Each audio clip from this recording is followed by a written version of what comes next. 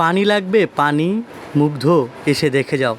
পানি লাগবে তোমার কথাটি আছে, কিন্তু তুমি আজকে নেই। দেশ আজকে স্বাধীন। শেরে বাংলা নগর বালক এবং বালিকা উচ্চ বিদ্যালয় দুই জায়গায়, এবং আমি সেই বালক এবং বালিকা উচ্চ বিদ্যালয়ের সেই ওয়ালগুলোতে শোভা পাচ্ছে এরকম কথা, যেটা আমাদের স্বাধীনতাকে ত্বরান্বিত করে।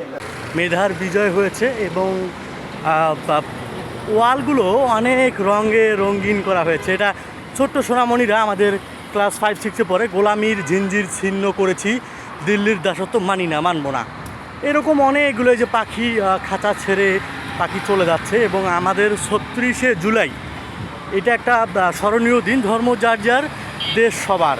হ্যাঁ, এরকম ব্যানারে পুরো শেরে বাংলা বিদ্যালয় ভরে গেছে।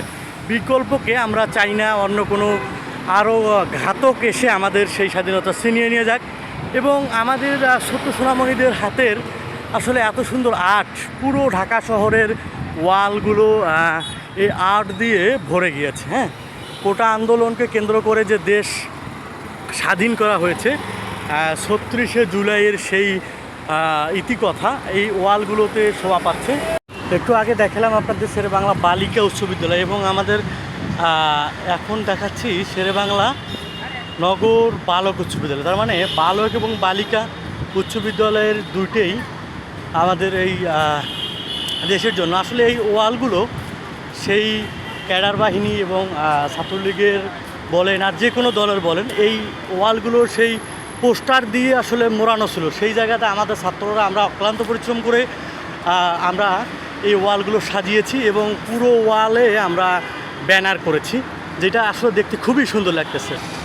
এবং তার পাশে হচ্ছে মেট্রো রেলের নিচে আমাদের ছাত্ররা সব ওয়াল এবং ব্যানার ফেস্টুন সবগুলো উঠিয়ে ফেলে, এবং আমার বিদ্যালয় এবং একটু পরেই আমরা দেখাইলাম যে বালিকা উচ্চ বিদ্যালয়, সেগুলো দুটোকেই আমরা সাজিয়েছি ওয়ালগুলো।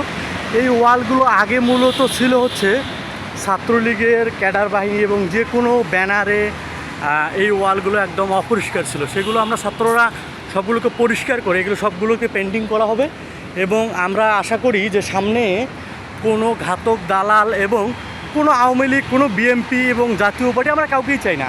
আমরা চাই শান্তি, এবং এমন একটি সরকার গঠন করা হোক যে সরকারের মাধ্যমে আমাদের এই সোনার দেশ এবং এই মাটি শান্তি ফিরে আসবে, সেইটাই আমাদের প্রত্যাশা। এবং এই মেট্রো রেল আগামীকাল শনিবার থেকেই চালু হতে যাচ্ছে, এবং আমরা আশা করব যে ইনশাল্লাহ আমরা রাষ্ট্রীয় সম্পদ সৎভাবে ব্যবহার করব, এটাই আমার প্রত্যাশা। আমি ইসমাইল এতক্ষণ আপনাদের সাথে ছিলাম, এবং শেরে বাংলা নগর উচ্চ বিদ্যালয়ের বালক এবং বালিকা শাখার যে ওয়াল পেন্টিং আমি দেখাইলাম। সবাইকে ধন্যবাদ।